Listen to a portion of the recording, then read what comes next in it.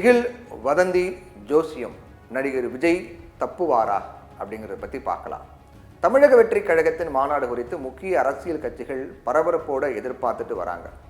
விக்கிரவாண்டியில் மாநாடு நடத்த திட்டமிட்டிருக்கக்கூடிய நிலையில் உளவுத்துறையினரும் தீவிரமாக அதை கண்காணிச்சுட்டு வராங்க.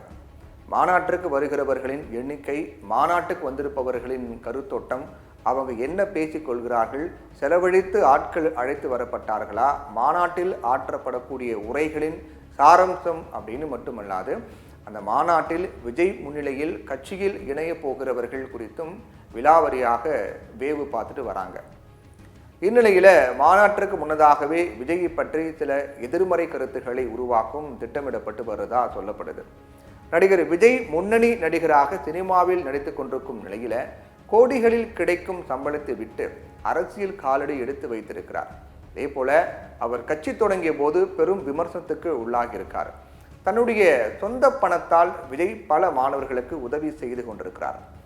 ஆனாலும் அது குறித்து பலரும் விமர்சித்துட்டு வராங்க.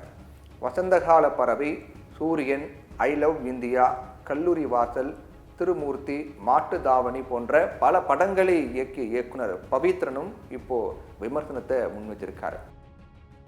நிகழ்ச்சியில அவர் பேசும்போது அந்த பேச்சுகள் வைரல் ஆகிட்டு இருக்கு. அவர் என்ன சொல்றாருன்னா, நான் விஜய குழந்தையாக இருக்கும் போதே பார்த்திருக்கேன்.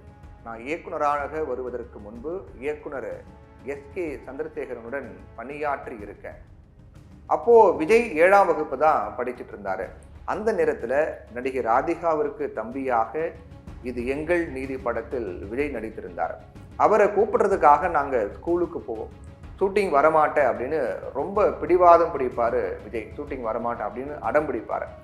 ஏன் அப்படின்னா, அவங்க அப்பா ஷூட்டிங் ஸ்பாட்ல வைத்து விஜய் ஏதாவது தப்பு பண்ணிட்டா உடனே அடிச்சிடுவாரு, எல்லாரும் முன்பும் திட்டுவாரு. இது விஜய்க்கு பிடிக்காது. அதனாலேயே நான் நடிக்க வரல அப்படின்னு சொல்லுவார். அப்புறம் எப்படியோ அந்த படத்தை நடித்து முடிச்சிட்டாரு. நான் அப்போ இருந்தே விஜயை பார்த்துருக்கேன். விஜய் எந்த முடிவு எடுத்தாலும் நல்லா யோசித்து எடுப்பார். அதே நேரத்தில் எஸ்.ஏ. சந்திரசேகரின் ஒழுக்கமான வளர்ப்பு விஜய்க்கு பெரிய பலமா இருக்கு. ஆனாலும் இப்போ அவர் சினிமாவில் இனி நடிக்கல, அரசியலுக்கு போறேன் அப்படின்னு சொல்லியிருக்காரு. எதுக்காக அப்படின்னு எனக்கு தெரியல. உண்மையா சொல்லணும் அப்படின்னா, அவர் மக்களுக்கு சேவை செய்ய வேண்டும் அப்படின்னு போயிருக்காரா, அல்லது இப்போ முன்னணி நடிகராக கோடிகளில் சம்பளம் வாங்கி கொண்டிருந்தாலும் அரசியலில் ஜெயித்து வந்து விட்டால் 1000-2000 கோடிக்கு மேல வருமானம் வரும் அப்படின்னு அவர் யோசிக்கிறாரா அப்படின்னு தெரியலன்னு பவித்ரன் சொல்றாரு. விஜய் அரசியலில் ஜெயிக்க வேண்டும் அப்படின்னா என்ன செய்யணும்?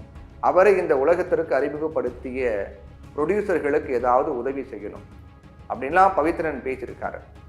நடிகர் விஜய் என்ன எம்ஜிஆர் அரசியலில் இருந்தபோது அவரது தனிப்பட்ட நடவடிக்கைகள் குறித்தும் ராமாவரம் தோட்டம் குறித்தும் பல்வேறு வதந்திகள்லாம் கிளப்பி விட்டதை நாம அறிவோம்.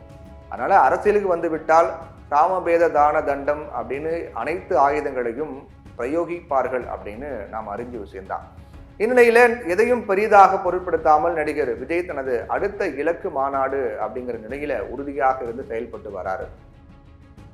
இப்படி இருக்கக்கூடிய நிலையில நடிகர் விஜயின் கொடியில் சிவப்பு, மஞ்சள், யானை, வாகைப்பூ ஆகியவை இருப்பது போர், வீரம், தோழமை, தைரியம் அப்படின்னு விளக்கம் தரப்பட்டாலும் அதுல ஜோசியத்தை புகுத்தி சிலர் தங்கள் சித்து விளையாட்டை காட்ட தொடங்கியிருக்காங்க. மேலும் ஞாயிற்றுக்கிழமை மாநாட்டை வைத்தால்தான் ரசிகர்கள் மட்டுமல்லாது மாணவர்களும் பொதுமக்களும் வந்து கலந்து கொள்வார்கள் அப்படின்னு திட்டமிடப்பட்டதாம்.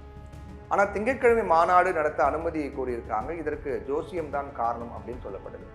ஆனால் வேலை நாளில் தான் பரபரப்பு அதிகமாக இருக்கும். அந்த நாளில் வருகிறவர்கள் தான் தம்மை ஆதரிக்கும் உண்மையான கூட்டம் அப்படிங்கிறத புரிஞ்சு கொள்ள முடியும். அதோட தம்முடைய மாநாடு குறித்து பொது இடங்களில் விவாதிக்கப்படும் அப்படிங்கிறதால அந்த நாளை தேர்வு செய்திருக்கிறார்கள் அப்படின்னு தமிழக வெற்றி கழக தரப்பினர் சொல்றாங்க. ஆனா அதுலேயும் ஜோசியத்தை புகுத்தி தகவல்கள் பரப்பப்படுது. ஒருவேளை இது உண்மை அப்படின்னா தன்னம்பிக்கையும் செயல்பாடுகளும் உழைப்பும் பின்னுக்கு தள்ளப்பட்டு விடும் அப்படிங்கிறத சுட்டிக்காட்டப்படுவது நம்முடைய கடமை. நடிகர் விஜயினுடைய தமிழக வெற்றி கழகம் வெற்றி என்பது கொள்கைகள், செயல்பாடுகள், ஆலோசனை கூற திறமையான, அதே நேரத்தில் நேர்மையான, வியூகம் வகுப்பவர்களை வைத்துக் கொள்வது ஆகியவற்றில் தான் அடங்கியிருக்கிறது அப்படிங்கிறத மறந்துவிடக்கூடாது. பழம் தின்று கொட்டை போட்ட பெருசாலிகள் உள்ளே புகுந்தால் விஜயின் கட்சியும் 10ஓடு 11ஆகவே போய்விடும் அப்படிங்கிறதுல மாற்று கருத்து இல்லை.